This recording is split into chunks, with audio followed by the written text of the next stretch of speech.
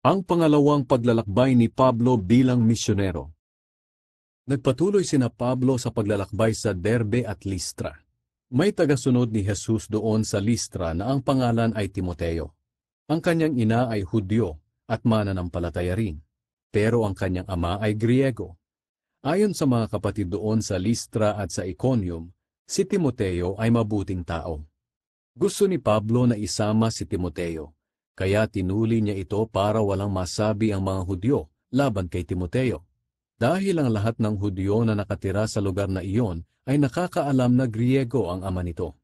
Pagkatapos pinuntahan nila ang mga bayan at ipinaalam nila sa mga mananampalataya ang mga patakarang napagkasunduan ng mga apostol at ng mga namumuno sa iglesia sa Jerusalem.